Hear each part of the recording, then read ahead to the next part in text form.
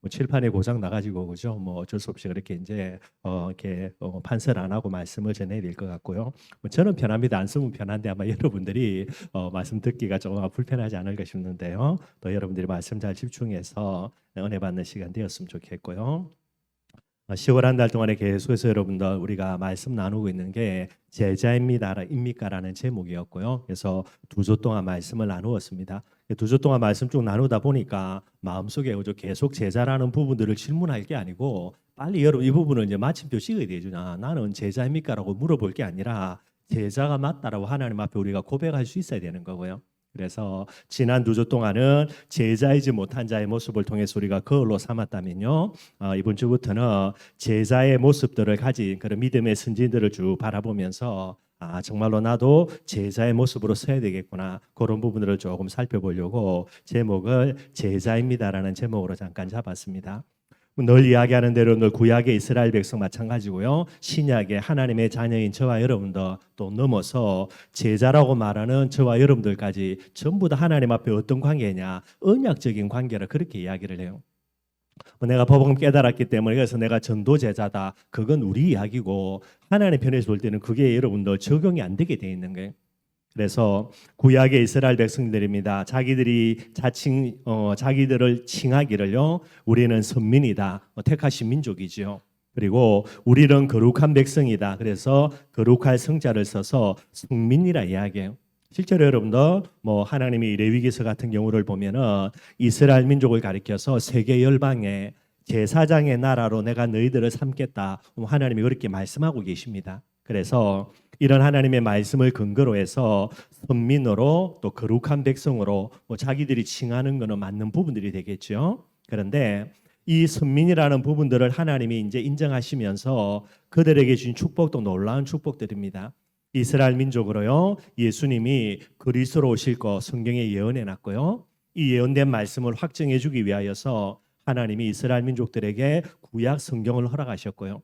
그리고 제사장의 민족이기 때문에 열방을 두고 하나님 앞에 제사 지낼 수 있는 구약에는 성막이자 또 성전이 되겠죠. 그리고 제사의 제도를 하나님이 이스라엘 백성들에게 허락하시게 되는 게 그래서 이 너무나 귀한 축복을 받고 보니까 나중에 여러분 이게 이제 이스라엘 백성들이 착각을 하는데 선민이라는 이런 하나님의 은혜라는 부분들을 가지고 뭐라고 자기들이 착각하냐 선민 사상으로 이게 이제 잘못되게 나아갑니다. 그래서 우리는 특별한 민족이고 다른 민족은요 이방인에 대해서 멸시하고 천대하는 그런 이제 이스라엘 백성들의 잘못된 사상이 되게 되는 거죠. 그런데 이스라엘 백성들이 아무리 자기들이요 우리는 선민이라고 고함을 질러도요 예레미야 11장 4절에 보니까 우리 지난주에 말씀 나눈 겁니다. 뭐 제가 수요예배 때 설교를 한 거니까요. 거기에 뭐라 그랬냐? 결국은 하나님과 이스라엘 민족들이요 하나님 앞에서 우리가 선민이라고 주장하기 이전에 그 따라오는 거고 뭐가 필요하냐? 결국은 계명이에요. 계명에 순종하게 될 때에 이스라엘 백성들은 하나님의 백성이 되고 거룩한 백성이 되고요. 하나님은 이스라엘의 하나님이 되어 주실 것을 하나님이 약속하고 있습니다. 그러면 반대로요. 이 계명에 불순종하게 되면 어떻게 되겠습니까? 선민이 아니게 되는 거죠. 자기들이 아무리 양잡고 초잡고 감질러도요. 하나님이 보실 때는 선민이 아니게 되는 거예요. 그래서 하나님이 예레미야에게 이야기합니다. 너희들의 제사는 위선적인 거다. 우상에게 제사되는 것과 똑같은 거다. 아무리 너희들이 양잡고 소잡아도 나는 너희의 제사를 받지 않겠다. 왜 그러냐? 이미 하나님 앞에 이들은 선민이 아니게 되는 거예요. 그러니 아무리 우리의 하나님으로요 우리의 응답해 달라라고 이스라엘 백성이 하나님께 기도해도 하나님이 보실 때는 이스라엘의 하나님이 될 수가 없게 되는 거예요. 그래서 언약적인 관점에 볼 때의 핵심이 뭐냐? 결국 여러분들 계명에 순종하느냐 순종하지 않느냐라는 게 이게 이제 언약입니다. 그래서 계약을 해놓고 계약을 여러분들 어기면은 당연히 그 계약은 파기되는 거죠. 그리고 그 계약만 여러분들 지켜나가면요 그 계약에 따라오는 여러 가지 권리와 그 여러 가지 합당한 이득들은 당연히 따라오게 되는 게 이걸 이제 잃어버리면서 엉뚱한 짓거리를 하니까 하나님이 예레미야를 통해서 계속해서 메시지를 내주시게 되게 되는 거예요. 근데 구약 시대는 끝나고 지금 이제 신약 시대입니다. 신약 시대는 행위 언약이 아니라 은혜 언약이라 이야기하죠. 하나님의 은혜로 주신 복음을 무엇으로 붙들어야 됩니까? 믿음으로 붙들게 되는 거예요. 그래서 두 가지를 이야기할 수 있는데 한 가지는 구원받는 은혜입니다. 그래서 구원이라는 부분을 이야기할 때는요, 예수를 그리스도로 한 번 믿고 마음속에 영접하면 영원토록 이 효력이 지속되어져서 하나님의 자녀로 가게 되는 거예요. 그리고 죽어서도 어디로 갑니까? 당연히 하나님의 자녀니 천국으로 갈 수밖에 없게 되는 거죠. 근데 다른 경우입니다. 세계복음화라는 비밀을 이야기할 때 이걸 사명이라 이야기하죠. 이 핵심은 제자고요. 구원이라는 단어는 하나님의 자녀로 연관시키면 되고요. 제자라는 단어를 이야기할 때는 여러분들 뭐로 봐야 되냐? 사명으로 연결을 시켜야 되는 거예요. 그래서 세계복음화의 사명은 무엇으로요? 믿음으로 여러분들 이 계약이 형성이 되게 되는 거예요. 나는 전도제자입니다. 우리 어머니가 그죠? 우리 아버지가요. 믿음 좋으니까요. 그거는 지 말이고, 나는 몇 년 전에 오래전에 예수가 그리스도라는 복음을 깨달았으니까, 또요, 나는 다락방에서 훈련을 많이 받았으니까 나는 오늘 제자입니다. 그거는 지 말이니까. 하나님 앞에 뭐가 돼야 됩니까? 나는 세계복음화라는 이 언약에 대한 사명에 대한 뭐를 가져야 됩니까? 믿음이 있어야 돼요. 그래야 오늘 내가 이 믿음 가지고 하나님 앞에 나아갈 때에 하나님은 그를 전도 제자로 인정해 주시게 되는 거예요. 그런데 아무리 그 사람이 직분이 있던, 훈련을 많이 받았던, 어제까지 전도 열심히 했던, 그게 과거고요. 오늘 지금 이 시간에 내가 전도 제자라는, 나는 세계복음화의 주인공이라는 이 믿음을 가지고 있지 아니한다면 그 사람은 전도 제자일 수가 없게 되는 거예요. 구원받는 믿음과 그죠? 사명 앞에 서는 믿음, 이거 조금 우리가 구분할 수 있어야 됩니다. 그래서 오늘도 저와 여러분들이 하나님 앞에 내가 전도제자라고 이야기할 때는요, 뭐를 가지고 나가야 되냐? 반드시 믿음 가지고 하나님 앞에 서야 되는 거예요. 그래서 이 믿음으로 하나님께 인정받아야, 그래 너는 전도제자가 맞다라고 인정받아야 어떤 축복이요? 전도제자의 축복을 하나님이 문 열어주시는 거예요. 우리가 몸부림친다고 전도제자의 축복을 받을 수 있다. 그거는 여러분들 절에 부처한테 찾아가서 몸부림치면서 해당되는 이야기고요. 세계복음화의 비밀을 두고 하나님 앞에서 우리의 행위를 가지고요, 그거는 말이 안 되는 거예요, 여러분들. 그래서 반드시 저와 여러분들이 예수가 그리스도라는 언약, 그리고 임마누엘의 언약, 나는 세계복음화의 주인공의 언약에 대한 믿음을 가지고 나아갈 때에 하나님은 우리를 전도 제자로 인정을 해주시게 되는 거예요.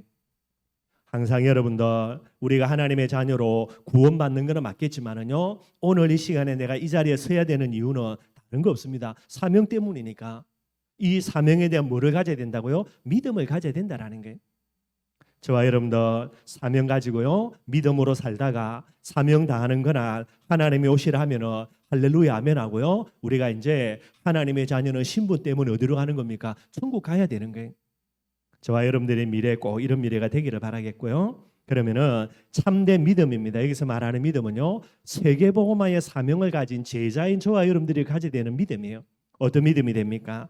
히브리서 11장 1절입니다. 믿음은 바라는 것들의 실상이고 보이지 않는 것들을 뭐라고요? 증거라고 이야기하고 있는 거예요. 믿음을 가지고 있다, 믿습니다, 할렐루야 아멘, 그걸로 끝날 게 아닙니다, 여러분들. 그거는 맹신이라 그러죠. 무조건 믿는 거. 무조건 믿는 거는 잘못된 거예요, 여러분들. 우리의 믿음은 무조건 믿는 게 아닙니다. 뭐를 믿어야 됩니까? 바라는 거. 내가 바라는 것을 믿는다, 그거는 욕심이고요. 그거는 절에 가서 해당되는 이야기고, 우리는 무엇을 바라봐야 됩니까? 하나님이 바라보시는 것을 오늘 내가 바라볼 줄 알아야 되는 거예요.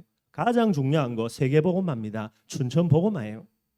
하나님은 지금도 춘천복음화를 하고 계시고요, 그 일들을 하나님이 진행해 가고 계시는 거예요. 그래서 오늘 춘천복음화 안 되어졌고 세계복음화 안 되어졌습니다. 그러나 하나님이 바라는 것을 내가 바라보고요, 그것을 오늘 나의 무엇으로 붙들어야 됩니까? 실상으로 붙들어야 된다니까요. 여러분들이 나가서 전도하기 전에 하나님은 반드시 춘천복음화 한다, 삼천제자 세운다, 거기에 물음표 다는 사람 없죠, 여러분들. 그게 맞다면 그죠? 이게 미래의 확신이 아니라 이걸 뭐로 가져와야 됩니까? 오늘 지금도 하나님이 삼천제자 일으키시는데 누구를 통해서? 나를 통해 하신다라는 거예요. 이걸 믿음으로 바라보면 저와 여러분 뭐 할 수밖에 없습니까? 감사할 수밖에 없겠죠. 늘 감사하면서 오늘도요, 하나님이 나를 통해서 어떻게 춘천복음화 행하실까? 여기에 대한 기대와 소망도 늘 일어나게 되는 게, 그게 참된 믿음이에요. 그게 바로 저와 여러분들이 하나님 앞에 춘천복음화 할 수 있는 가장 중요한 비밀이 되어야 되는 거예요. 뭐 여러분들, 우리가 가만히 앉아 있는데 사람들 우리에게로 몰려들어 와가지고요, 할렐루야 아멘 하고요, 내가 가만히 있는데 내 찾아와가지고 제발 복음 좀 전해주라. 그런데 여러분들, 그러면은 우리가 춘천복음화 되고 있구나, 그거 뭐 누가 말은 못 하겠습니까? 그런 게 아니라니까요. 전도 전혀 안 되는데 나를 통해서 전도의 문 하나도 안 열리는데 맨날 감지르고 떠드는데요. 맨날 무시당하고요. 그래도 오늘은 뭐 할 줄 알아야 됩니까? 하나님이 앞으로 세계복음 하실 거 나를 통해서 오늘로 가져와서 이걸 실상이 맞다며 기뻐하겠죠. 그죠? 그거 가지고 감사하게 되겠죠. 그게 진짜 믿음이라는 게. 그게 바로 전도 제자인 저와 여러분들에게 하나님이 요구하시는 믿음이 되는 거예요. 이것만 할 수 있다면 저와 여러분들을 통해서 믿음대로입니다. 실상이기 때문에 반드시요 삼천 제자 일어날 수밖에 없게 되는 거예요. 또 이야기합니다. 보이지 않는 것들의 증거라는 거예요. 육신의 눈으로는 절대로 볼 수가 없어요, 여러분들. 현실의 눈으로 보면은 절대로 보이지 않는 겁니다. 그런데 뭘요? 믿음의 눈을 뜨면은 보이는 거예요. 그래서 간단하게 제가 문제라고 이야기하지만은요, 문제만 바라보는 게 아닙니다. 보이지 않는 것들, 문제 속에 숨겨져 있는 하나님의 참된 축복들, 그것을 증거로 붙들어야 되는 거예요. 그러니 문제에 빠지지 않게 되는 거죠. 또 다른 관점으로요, 육신의 눈으로는 절대로 볼 수 없는 것들입니다. 그게 뭐가 되겠습니까? 영적인 세계가 되는 거예요. 여러분들 계속해서 이야기하죠. 왜 복음서로 안 들어가집니까? 예수 그리스도 복음 모르는 게 아닌데 딱 하나라. 내 문제가 창세기 3장 문제를 안 보이는 거예요. 창세기 3장 문제를 안 보니까 늘 뭐 하는 겁니까? 늘 핑계댑니다. 늘 굴 수밖에 없죠, 여러분들. 그런데 창세기 3장 문제로 딱 보이는 그 순간 뭐 합니까? 그때부터 핑계 끝나요. 왜지요? 창세기 3장 문제 진짜 맞으면 답이 뭡니까? 그리스도인데 답을 모르니까 이 핑계 저 핑계 이 이유 저 이유 그죠? 계속해서 본인이 갈등하는 거지. 창세기 3장 문제 정확하게 나오면 아 그렇구나. 사단 문제 맞으면 답은 하나죠. 그죠? 만왕의 왕이고요. 제사장 제 문제가 맞으면 제사장이고 하나님을 떠난 문제가 맞으면 선지자지요. 핑계 댈 것도 없고요. 뭐 내가 부끄럽고 모자라고 뭐 쪽팔리고 그런 거 상관없지 여러분들. 그러니 정확하게 창세기 3장 문 인정하면 그 적시로요. 예수 그리스도가 내 해답이 되고 그 그리스도를 위해서 주신 십자가의 죽음과 부활과 그리고 지금도 나에게 성령으로 함께 하시는 거 이게 전부 다 응답으로 붙들려지고요.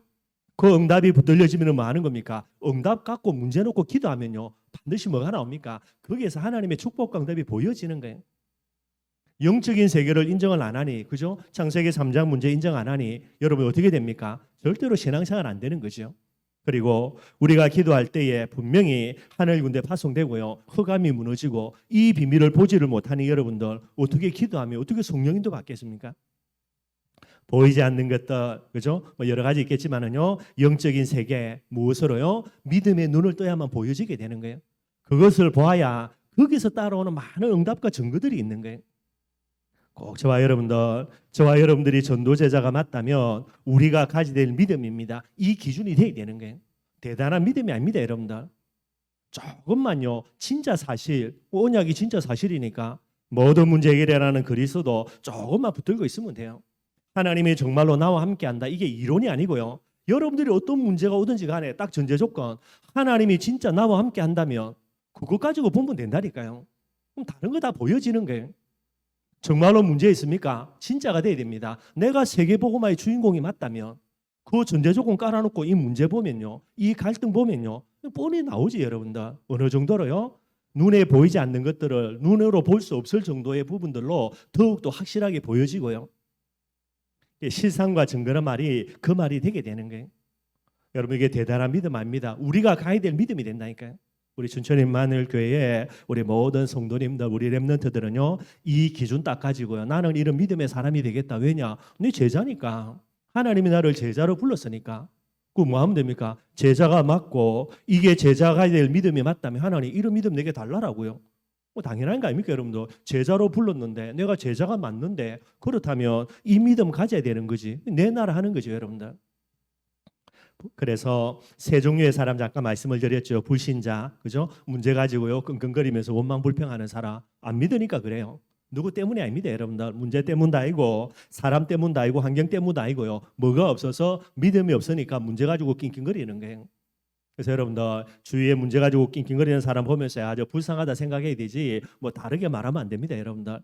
그리고 신자는 뭐겠습니까? 믿는 사람이니까요. 문제를 가지고 하나님께 기도하겠죠. 뭐 그것만 해도 대단한 거 맞고요. 그러나 우리는 그걸 넘어서야 됩니다. 제자의 믿음은요. 문제가 아니라 문제 속에 하나님이 바라는 것 보고 그 응답을 보고 감사할 수 있어야 되고요. 육신의 눈으로는 보이지 않는 응답들을 믿음의 눈을 떠서 바라보고 그것 갖고 세계복음의 비밀로 인도받아 가야 되는 거예요. 그런 제자가 되어야 되겠고요. 그래서 주일날 아브라함의 내용들 우리가 너무나 잘 아는 내용입니다. 그런데 이 내용들을 히브리서 기자가 어떻게 설명을 해놨는가? 딱 하나죠, 그죠? 뭐라고 이야기합니까? 아브라함은 이삭이 죽는데도 하나님이 부활이라는 응답으로 내게 주실 이걸 믿은 거예요. 뭐가 됩니까? 바라는 것을 실상으로 붙들고 육신의 눈으로 절대로 볼 수 없는 것을 아브라함이 본 거죠. 왜 그러냐? 결국은 언약에 대한 믿음이 있으니까. 그리고 여러분들 이런 놀라운 응답, 부활이라는 것을 체험하는 응답, 본인을 뿐만 아니고 여러분들 가나안 땅에서 아브라함이 죽고 나면요, 이삭 혼자 그 우상 덩어리 땅에서 하나님을 바라보며 살아가야 되는 이게 간단한 일이겠습니까? 아브라함도 여러분들 그죠? 순간순간 낙심돼 가지고요, 애굽으로 내려가고 뭐 또 블레셋으로 내려가고 한두 번 보따리 싼 게 아닌데, 그러니 이런 어마어마한 일들을 두고 이삭에게 어떻게 언약적인 관점에서 믿음적인 관점에서 요놈을 훈련하고 이걸 키워나갈까 늘 고민되는데 오늘 하나님이 드리라는 거예요. 믿음의 눈을 뜨지 않으면 어떻게 될까 이제 여러 가지 부분 될 텐데 믿음의 눈을 뜨고 보니까 할렐루야 아멘이지. 이 기회 놓칠 수 있습니까? 절대 없어요, 여러분들. 나뿐만 아니라 아들 이삭을 위해서라도 절대로 놓칠 수 없는 기회 중에 기회라. 그래 여러분들 사라 알면 큰일 나고요. 종들과 함께 예루살렘 그 모리아 산에 올라가면 더 큰일 나고, 그죠? 이삭이 알면은 더 큰일 나고. 그래서 여러분들 응답을 가로막는 모든 거리들, 여러분들 그죠? 순종을 가로막는 게 아니고요. 아브라함이 볼 때는 기적적인 응답을 체험할 가로막는 모든 제거들 이런 여러 가지 요소들을 본인이 다 제거해 버리는 거예요. 내가 하나님의 말씀에 순종하는 부분들을 가로막는 거, 그걸로는 여러분들 이거는 아버지라는 육신적인 정을 어떻게 이겨냅니까? 그런 차원이 아니고 하나님이 내게 어마어마한 응답을 주신 것을 보니까요, 그거를 놓친다 말이 안 되지. 그래서 아브라함이 모든 거 제거 다 해버리는 거예요. 순종을 위한 여기에 대한 핑계거리가 아닙니다. 응답을 가로막는 다 방해물이 되는 거예요. 이게 믿음의 사람인 아브라함이 가졌던 부분이 되는 거예요. 같습니다, 여러분들. 항상 여러분들 기억하시고요. 응답을 바로막는 방해물입니다. 응답에 대한 여러 가지 장애물들이 되는 거예요. 그걸 뭐 해야 됩니까? 내 스스로 제거해야 되지. 이게 여러분들 올바른 믿음의 사람의 모습이 되게 되는 거죠. 근데 아브라함이 믿음대로 나아갔는데 뭐 아들 죽었냐? 아닙니다, 여러분들. 죽일 필요도 없고 죽을 이유도 없고요. 여호와의 축복으로 놀라운 응답을 받아 누리게 됩니다. 이걸 시편 기자는요, 아브라함은 아들이 죽었다가 다시 부활의 응답으로 돌려받은 거다. 시편 기자가 이야기를 하고 있게 되어지는 거예요. 참된 믿음의 사람으로요, 저와 여러분들 꼭 서기를 바랍니다. 그래서 지난 2주 동안의 질문입니다. 제자입니까? 그죠? 오늘 저와 여러분들이 질문이 거기에 대한 답입니다. 나는 제자입니다라는 게. 제가 결론에 조금 이야기했는데 여러분들 어떻게 여러분들이 결론 말씀 들었는지 모르지만은 저는 제 마음속에요, 나는 반드시 뭐가 돼야 됩니까? 제자이어야만 돼요. 하나님이 나를 제자로 부르기 위해서 저의 과거 속에요, 많은 사람들이 아픔과 여러 가지 상처들요, 또 제가 별난 것도 있어가지고요, 뭐 대표적으로 늘 제가 이야기하는 거지만은 저희 부모님들 저 때문에 고생한 거 진짜 어마어마하거든요. 제가 아무리 나쁜 놈이라도 부모님들이 저를 위해서 고생한 거는 제가 그는 뭐 잊을 수가 없고 당연히 맞으니까요. 그러다가 뭐 이때 2단 3단이라 이것 때문에 또 저희 어머니 아버님이 고통당하는 두말할 필요가 없고요.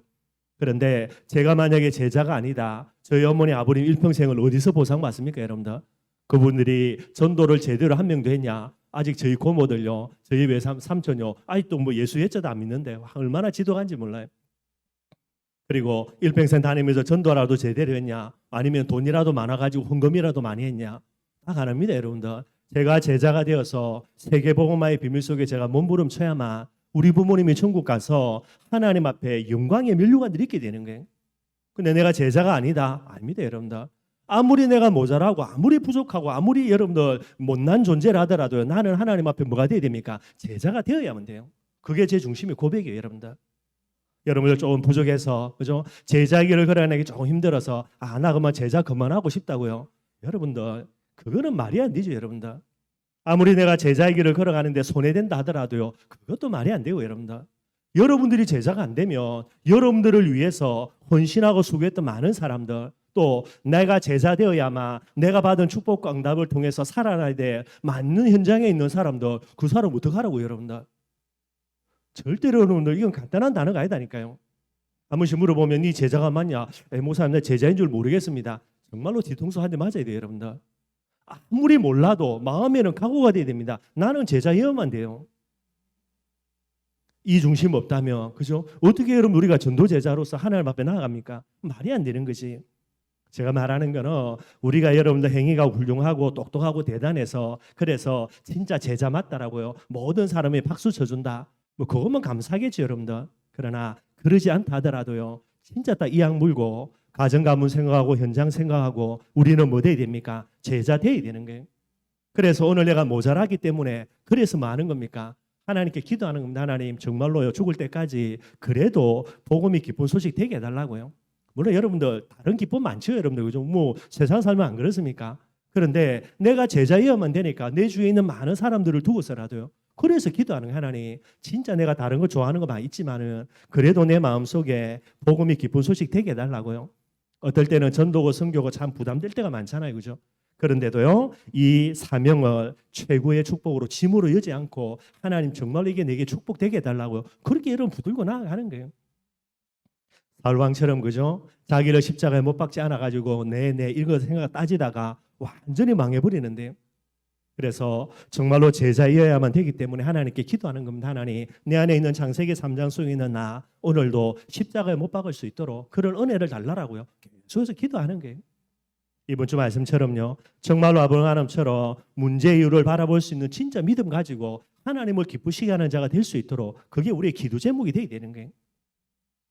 분명히 제가 결론 내립니다. 여러분들 제자이어야만 됩니다. 어느 날 또 맛이 가가지고요, 불신앙 빠져가지고 내가 제자가 맞습니까? 목사님 묻잡니까? 그런 소리 하면 절대로 안 돼요. 그럼 빨리 죽으라고 제가 기도해 줘야 되니까 여러분들 늘 마음속에 결론 내려야 돼요. 나는 무조건 제자 돼야 됩니다. 내 자신을 위해서가 아니라니까 여러분들. 이 마음이 없고 이 제자에 대한 어떤 비밀이 없다면 그거는 여러분들 진짜 말이 안 되는 거죠. 아니, 지금까지 구약의 많은 인물도 우리가 창세기부터 얼마나 많은 인물들을 살펴봤습니까? 그들 중에 정말로요 하나님 보시기에 너는 제자로서 육신적인 부분들, 지식적인 부분들, 인격적인 부분들 완벽하게 갖춘 사람이 몇 명이나 있습니까? 그러면 은혜가 아니지. 그러니 꼭 하나님의 은혜로 제자라는 비밀 속에 저와 여러분을 부름받았으니까요. 죽을 때까지입니다. 하나님께 고집 부려야 돼요. 하나님 나는 제자 돼야 된다고. 내가 제자 안 되면 안 된다고. 하나님께 고집 부려야 되고요. 거기에 제일 중요한 거 주께서 원하는 자 제자로 나를 불렀다. 이 말씀 가지고 우리가 계속해서 나아가줘야 되는 거예요. 제가 주일날 말씀드린 게 그냥이 아니고요. 제가 많은 걸 돌아보면서 아 맞다. 나는 제자여야 된다. 내가 제자 안 되면 어떻게 되냐. 이것만큼 큰 죄가 없는데요. 그래서 제가 모자라고 부족하지만은 그래도 제자라는 기준들을 알고 있으니까요. 오늘도 하나님 복음이 기쁜 소식되고 사명이 축복되고 진짜 갈라디아 2장 27쪽으로 들어가서 믿음으로 하나님을 기쁘시게 하는 그런 제자 될 수 있도록 나를 위해서뿐만 아니라 정말로 내 주위에 있는 많은 사람을 위해서라도요. 그렇게 이제 기도하게 되는 거예요. 꼭 여러분 이 중심 가지고 계속해서 기도하기를 주님의 이름으로 축원드리겠습니다. 오늘 본문 말씀 살펴보도록 하겠습니다. 예레미야 말씀 우리가 쭉 살펴보고 있고요. 지난주 우리가 말씀을 나누었죠. 이제 11장부터 해서 예레미야의 네 번째 설교입니다. 그 핵심 내용은요. 이스라엘 백성들이 언약을 파기했다라는 거예요. 자기들은 선민이다부터 해서 많은 걸 이야기하지만은 예레미야는 이야기합니다. 너희들 지금 우상 숭배 하나 안 하냐 하거든요. 근데 또 다른 한편으로는 제사 지내나 아니냐 제사도 지냅니다. 그런데 이런 여러 가지 모습을 바라보면서 예레미야가 이야기합니다. 너희들은 언약을 파기한 거라는 거예요. 너희들이 선민이라고 성민이라고 카움 지르지만은 그거는 사실이 아니라는 거예요. 그래서 또다시 이야기합니다. 하나님이 지금 너희들에게 멸망이라는 부분들을 경고하고 있으니까 빨리 하나님께로 돌아오라는 거예요. 그런데 돌이킵니까? 안 돌이킵니까? 돌이키지가 않게 되는 거죠. 그래서 예레미야가 마지막으로요 선포합니다. 저주와 재앙을 선포하는 거예요. 멸망이 완전히 확정이 되어버린 겁니다. 그러니까 여러분들 얼마나 예레미야가 가슴 아프겠어요. 나라와 민족의 멸망을 자기가 선포할 수밖에 없는 이런 이제 선지자적인 그런 입장에 있는데 이게 얼마나 마음 아프겠습니까? 그런데 뭐 하나님이 선포하라고 하니까 어쩔 수 없는 거죠. 그렇게 이제 선포를 하게 되는 거예요. 근데 오늘 본문에 보니까 여러분 오늘 18절부터 19절 말씀에 보면 이게 어떤 내용이냐면요. 하나님이 예레미야에게 계시를 해주십니다. 어떤 내용을 계시하냐니까 아나돗이라는 그 지역에 있는 사람들이 예레미야를요 모의를 해가지고 죽여버리려고 계획을 짜는 거예요.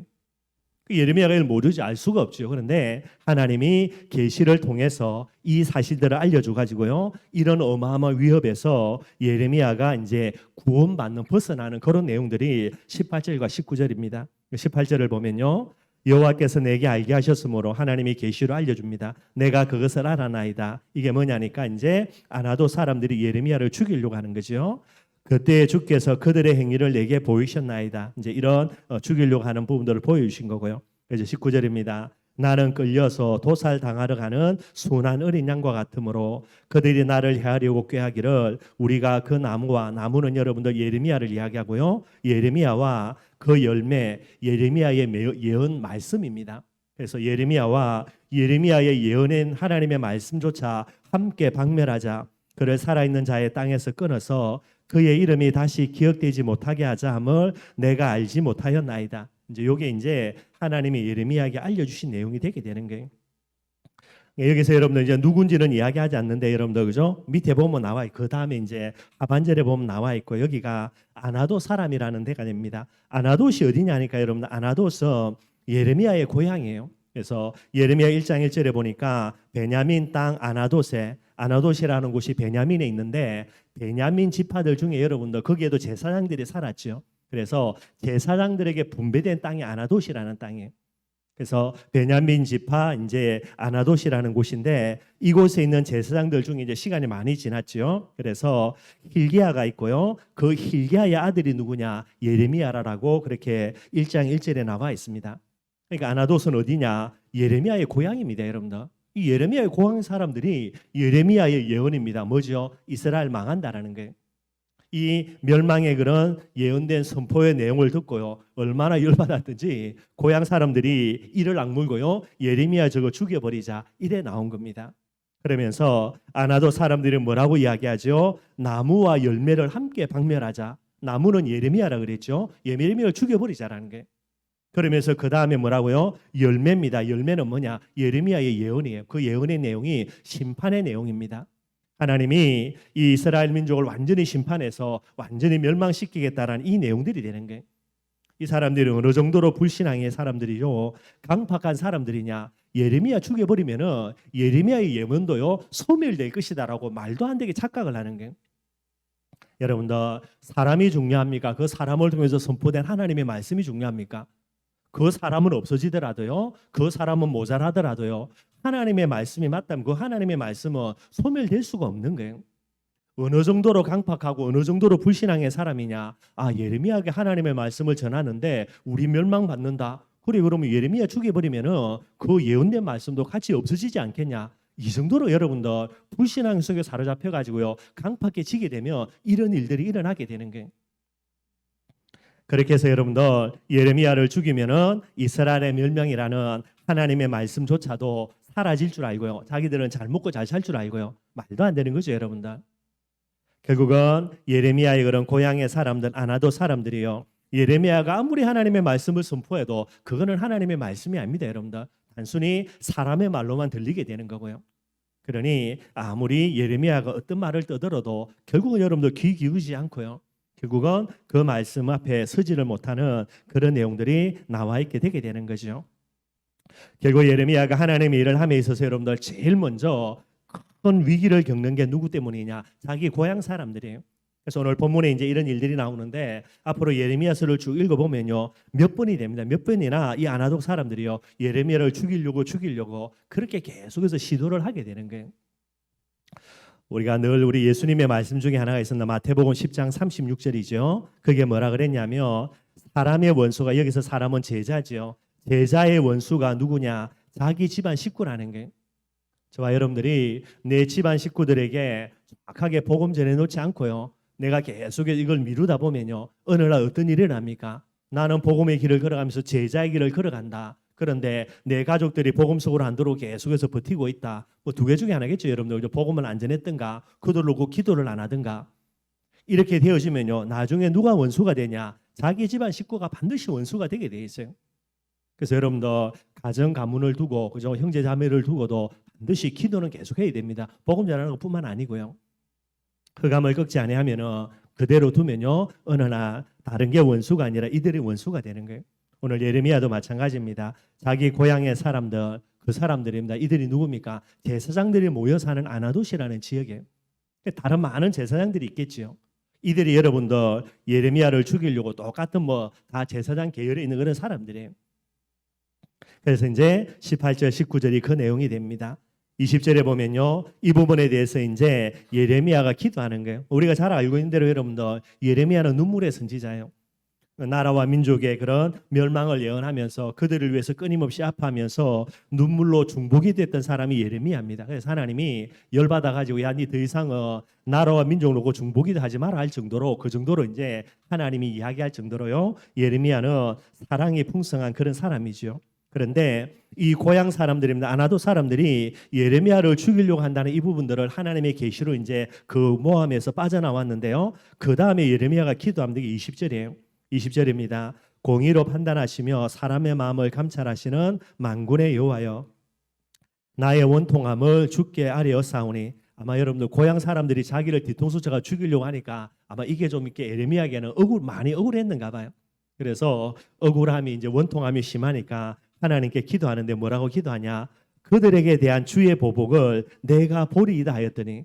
무슨 말이죠? 나를 죽이겠던 그 사람 하나님 용서해 주지 말고, 내가 하나님의 종인데 선지자인데 나를 죽이려고 한다. 그것도요, 하나님의 말씀을 가지고요. 그래서 예레미야가 저 사람은 하나님 용서하지 말고 하나님이 다 그 악에 대해서 하나도 남김없이 깨끗하게 보복 다 해달라고 이렇게 기도하는 거예요. 좀 다르죠, 여러분들. 보통 예레미야와는 다른 모습이 되게 됩니다. 뭐 이해는 되는 게 그죠? 원체 여러분들 자기 고향 사람들인데 이 사람들이 뒤통수 쳐가지고 예레미야를 죽이려고 하니까 뭐 억울한 부분들, 원통한 부분도 있기는 있겠죠. 여러분들 여기서 핵심되는 게 뭐냐니까, 지금까지 예레미야가 많은 이렇게 멸망의 예언을 하면서도요, 그 부분들을 가지고 이렇게 뭐 당연히 멸망받아라 이런 식으로는 기도를 안 하는데, 오늘 이렇게 기도하는 거는 뭐냐? 예레미야가 하나님의 심판이라는 부분들에 대해서 여러분들 그죠? 예언을 하는데 여기에 대해서 이스라엘 백성들이 회개를 한다 하면은요, 어느 정도 다른 부분들을 기도할 수 있는데 뭐 심판이 어떻게 연기되든가 아니면 이제 변형이 되든가 뭔가 기대할 수 있는데, 오늘 이 예레미야의 말을, 예언의 말을 가지고요, 예레미야 죽이고 그 예언의 말씀도 패버리자 이렇게 나오는 이 아나돗 사람들의 반응을 보면서 그렇구나, 이 하나님의 멸망에 대한 심판의 예언에 대해서 이스라엘 백성들이 조금 더 회개할 수 있는 가능성은 도저히 없는 거구나, 이렇게 본 거예요. 무슨 말이냐면 이 사건, 자기를 핍박하는 사건을 통해서 뭐 억울하다, 그 다음에 이제 화가 난다, 뭐 내가 이렇게 일도 안 했는데 왜 나를 그렇게 힘들게 하냐, 이렇게 반응한 게 아니고 요 사건을 딱 가지고요, 하나님의 말씀을 딱 가지고 보면서 그렇구나, 이스라엘의 멸망은 되돌릴 수 없는 거구나, 내가 이스라엘 백성을 위해서 중보기도 하면서 뭐 회개하고 이런 차원이 아니고 어쩔 수 없이 멸망이라는 하나님의 말씀의 시간표는 진행이 되어져 가면서 이거는 되돌릴 수 없는 거구나, 이렇게 여러분들 예레미야가 이해를 하게 되는 내용들이 됩니다.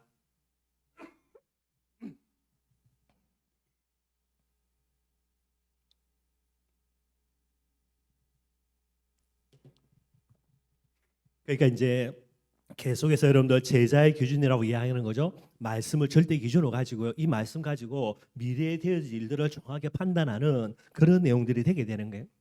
그래서 이 본문 말씀대로라면 지금까지 예레미야가 나라와 민족에 대해서요, 혹시나라는 많은 어떤 부분들을 갖고 있다가 이 사건 딱 터지고 난 이후부터는 이게 아니구나, 뭔가 이제 이스라엘 민족에 대한 하나님의 시간표뿐만 아니라 민족에 대한 미래를요, 그렇게 이제 짐작하면서 이제 이 부분들을 두고 기도하면서 이제 준비하는 그런 모습들을 볼 수 있게 되게 되는 거고요. 그러면서 21절입니다. 뭐라고 이야기하냐? 이렇게 이제 기도하니까 하나님이 말씀하시는데요, 여호와께서 아나돗 사람들에 대하여 이와 같이 말씀하시되 그들이 내 생명을 빼앗으려고 찾아 이르기를 너는 여호와의 이름으로 예언하지 말라, 두렵건대 우리 손에 죽을까 하노라도다. 아나돗 사람들이 여러분들 예레미야를 협박하는 거예요. 너는 여호와의 이름으로 예언하지 말라라는 게. 그래서 계속 예언하면 우리가 너를 죽여버리겠다라고 계속해서 위협하고 협박했습니다. 그러는 중에 그죠, 실제로요 예레미야를 죽일 계획을 완벽하게 세웠는데 하나님이 알려줬기 때문에 겨우 살아난 거죠. 이런 여러 가지 협박들, 여러 가지 그런 위협들 앞에요, 예레미야는 절대로 굴복 안 하는 거예요.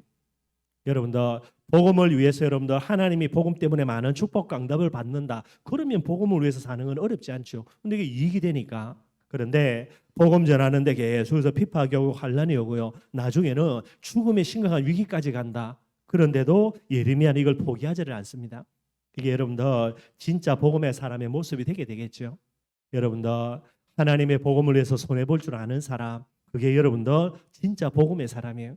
왜 그게 가능하냐? 하나님의 은혜가 너무나 우리에게 크기 때문에, 그 하나님의 은혜 때문에 내가 비록 손해본다 하더라도 기쁨으로요 복음을 위해서 손해볼 줄 아는 사람이 되어야 되는 거예요. 그래서 늘 말씀드리는 겁니다. 복음의 사람은 은혜의 사람이 되어야 되는 거예요. 은혜를 잊어버린다, 그거는 말이 안 되게 되는 거죠. 예레미야의 모습으로 하나님이 말씀하고 계시는 거고요. 그래서 22절입니다. 그러므로 만군의 여호와께서 이와 같이 말씀하시니라. 보라 내가 그들을 벌하리니, 예레미야를 죽이려고 하는 아나도 사람들을 뭐 하겠다고요? 하나님이 벌하겠다라는 거예요. 여러분들 내가 전도제자가 맞다며 나를 괴롭히고 나를 모함하고 나를 힘들게 하는 사람이 있다며 그건 여러분들 하나님 본인에게 해당되는 그런 여러 가지 심각한 부분이 되는 거예요. 그래서 여러분들 가만히 있으면 됩니다. 하나님의 은혜가 깨끗하게 정리도 합니다. 여러분들 뭐라고 벌을 내리냐? 청년들은 칼에 죽고요. 청년들이 칼에 죽는다는 말은 전쟁에 청년들이 끌려가가지고 전쟁에서 다 죽는다는 말이 되겠죠. 그리고 그의 자녀들은 어리니까 전쟁에는 나갈 수 없죠. 그래서 자녀들은 기근에 죽는다, 굶어 죽는다는 말이 되는 거예요. 그래서 결국은 23절입니다. 남는 자가 없을 정도로요. 내가 하나도 사람에게 재앙을 내리리니 곧 그들을 벌할 해이니라. 이 해가 언제냐? BC 586년에요. 바벨론이 쳐들어옵니다. 그래서 전쟁이 일어나는데요. 얼마나 많은 사람들이 전쟁에 끌려갑니까? 청년들이요. 다 죽습니다. 여러분들 비참하게 지니까. 그리고 이 바벨론이 여러분들 예루살렘 성을요 포위 작전을 해버려 한 3년 넘게 포위해버립니다. 그리고 여러분들 아무리 양식을 많이 준비해 놓은 분들 먹을 양식이 없는 거죠. 얼마나 비참해지냐? 오늘은 너희 아들 삶아 먹고요. 내일은 이제 당신 아들 삶아 먹고, 오늘 이제 아들을 뭐 양식으로 먹었어요. 그 다음 날 돼가지고 여러분들 네 아들 삶아 먹자 하니까 어떻게 하겠습니까? 그래서 안 삶아 먹으려고 막 도망가고요. 이래가지고 또 뭐 문제 일어나고 그 정도로 비참해지게 되는 거예요. 이 예레미야의 예언된 이 말씀이요 정확하게 성취되어지는 그런 부분들을 보게 되게 되는 거고요. 오늘 예레미야가 이제 핍박받는 내용들을 조금 한번 이렇게 한번 살펴봤습니다. 오늘 말씀 결론 내리고요. 예레미야 여러분들 참된 제자이겠지요. 그래서 두 가지입니다. 한 가지는 복음 때문에 여러분들 손해보는 정도가 아닙니다. 생명의 위협, 핍박을 받는 자예요. 그게 예레미야예요. 근데 하나님이 모르냐? 하나님이 다 알고 계시죠. 그럼에도 불구하고 선지자의 사명을 계속해서 지속해가는 참 복음의 사람입니다. 저와 여러분들 다시 한번 돌아보고요. 하나님이 내게 주신 은혜 여러분들 분명히 우리가 기억하고 있죠. 그렇다면 여러분들 복음 위해서 예레미야처럼 생명을 걸고 손해볼 건 없고 여러분들 그런 시대는 아니니까. 그러나 하나님이 원하실 때에 내가 하나님의 복음을 위해서 헌신하고 희생할 줄 아는 그런 마음이 없다면 복음의 사람이 아니요 은혜의 사람이 아니게 되겠죠. 꼭 저와 여러분들 기억하고요. 그래서 마태복음 5장 10절입니다. 의를 위하여 핍박받는 자, 박해받는 자는 복이 있나니 천국이 그들의 것임이라. 분명히 예수님이 이야기하고 계시고요. 두 번째입니다. 참 제자 예레미야는 핍박 속에서 여러분 낙심하는 것이 아닙니다. 저들이 나를 위해 핍박할까? 낙심하는 것이 아니라 이 핍박 속에서도요 하나님의 계획을 확인하고 그것을 발견하는 사람이에요. 이게 오늘 예레미야의 모습입니다. 저와 여러분들요 조금 우리 뜻 안 된다고 씩씩거리지 말고 여러분도 하나님의 뜻대로 되는 거니까. 그래서 믿음은 육신의 눈으로 볼 수 없는 것을 볼 줄 아는 그 눈들이 열려져야 되는 거예요. 항상 이 믿음의 눈을 떠서 사람들이 보지 못하는 그죠? 육신의 눈으로 보지 못하는 영적인 세계를 분별하고요. 하나님의 뜻과 계획을 분별하고 계속해서 성령 인도 받아 나가는 저와 여러분들이 되어야 되는 거예요.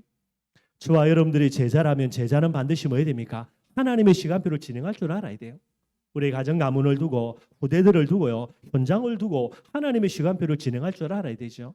그러니 보이지 않는 것을 볼 줄 아는 믿음의 눈을 떠서요. 예레미야처럼 하나님의 계획 발견하고 그것 가지고 하나님의 시간표를 진행을 해 나가야 되는 거예요. 그게 진짜 제자입니다. 이런 제자 한 사람 저와 여러분들이 되어져서 우리로 말미암아 마음껏요 가정 가문 살아나는 또 춘천과 민족 살아나는 이 응답 속에 있기를 주님의 이름으로 축원드리겠습니다. 우리 찬송가 여러분들 말씀 생각하면서 찬송가 우리 585장 찬양하겠습니다.